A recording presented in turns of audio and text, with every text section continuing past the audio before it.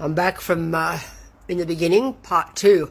Now, that's what people don't know about me. I was homeless, and I never fucking took drugs or anything like that when I was homeless. I never did anything. I hid.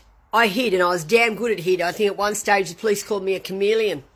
They said because I can change my identity real quick. I had a good teacher, didn't I, Stan? Love you, mate. Rest in peace. You were my mate and you looked after me. Anyway, so people helped me when I was young, when they heard what was going to happen. And when Dave went into jail, and people like Stan Smith that told me never to ever marry Dave. Don't ever fucking marry Dave. Don't have anything to do with him. Get away with him. He's going to fuck your life up, he told me. And I laughed at him. I said, don't be silly, Uncle Stan. He'll be okay. And, you know, Bobby Stewart, dear friend of mine.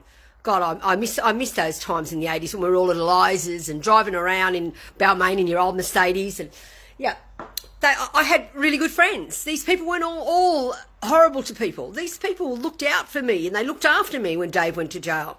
These people were there for me, especially Stan. When Stan found out that I was fucking homeless, he set me up. He put me in a unit. He gave me money to start my business, my first business. Brothel, I might add. Because I was a damn good brothel madam. I can tell you that right now. The girls had utmost respect for me and they were glamours and they worked well and they earned big money back then in the 80s, in the 70s and 80s. But let me tell you something. He protected me. Stan Smith protected me. He was so good to me. He taught me everything. He used to sit there and look, when I was with him, he used to see all these fucking idiot gangsters and he used to say, see that idiot?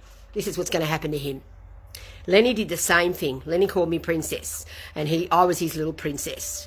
And Lenny said, I'm going to show you things that you shouldn't have to see for a woman, but you need to see because you're going to have to survive, because that man that's just got locked up that you're carrying that child in your tummy, he's going to get you killed.